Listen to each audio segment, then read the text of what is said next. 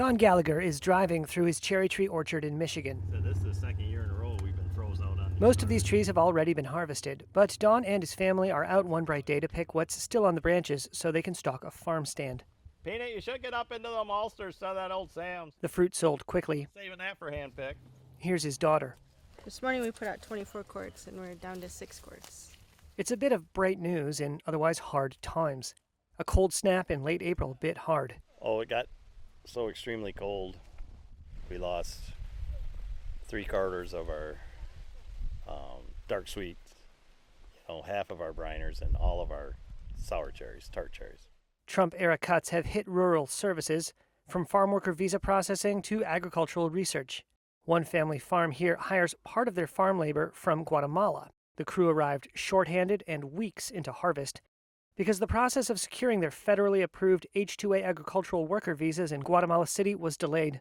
Cherry producers say a U.S. Postal Service reorganization is moving fresh fruit boxes slower to some customers, so farmers are paying more to send them through private carriers. And scientists are not sure if they'll receive grant reimbursement for research into cherry diseases that farmers rely on, given Washington's funding cuts to universities and USDA programs. It's all squeezing the $227 million U.S. tart cherry industry hard.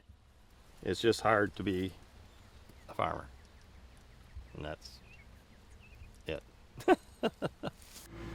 Between bad weather, plant disease, and pests, the U.S. Department of Agriculture has forecast Michigan will lose 41% of its tart cherry crop this year. हमारे समाज में बंद दरवाजों के पीछे एक खामोश संकट चल रहा है। घरेलू हिंसा हर किसी के जीवन को प्रभावित करती है, पर तुम कभी अकेले नहीं हो और तुम्हें दर्द और डर से दूर प्यार भरी एक जिंदगी जीने का पूरा हक है। मौन तोड़िए और south Asian helpline and referral agency को कॉल करें। मिलकर हम इस चक्र को तोड़ सकते हैं। मिलकर हम जिंदगियां बचा सकते हैं। Compared to last season, USDA expects Northwest Michigan to show the state's sharpest year-over-year decline in the state's smallest crop since 2021. Emily Mizio owns Cherry Bay Orchards. I'm going to say that we're about 40% of what we had last year. There are growers in this area that are not harvesting anything on their farms. Traverse City, Michigan calls itself the cherry capital of the world. On the city's northern edge is the Northwest Michigan Horticultural Research Center, a 137-acre test farm. We do horticulture research, entomological research, and plant pathology.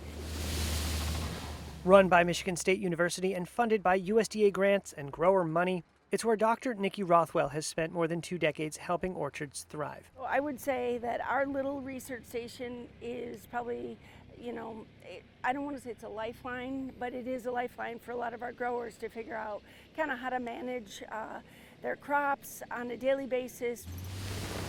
When researchers here fired up the tree shaker, a rust-colored cloud fell with the fruit and leaves.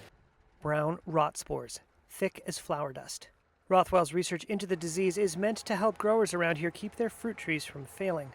She's unsure if the Trump administration will continue to fund it. This month, she's submitting final paperwork for a $100,000 USDA grant awarded under the Biden administration for a climate-related disease study. It's money that's now under a federal review of climate-related research. She said colleagues at other land-grant schools haven't been paid. Worries over an immigration crackdown have hurt the harvest, too. One grower in Oregon told Reuters he could only hire 47 farm workers at the beginning of harvest in June, when he needed 120. He blamed ice raids in California for scaring away workers. He said he watched 500,000 pounds of cherries rot on the trees because he couldn't get enough farm labor.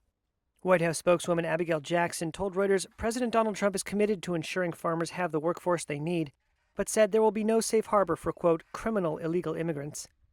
She noted the Labor Department created a temporary Office of Immigration Policy to help employers navigate foreign labor certification programs. And then there's the shrinking exports. U.S. Census Bureau trade data shows that last year, the U.S. exported nearly $506 million in fresh cherries.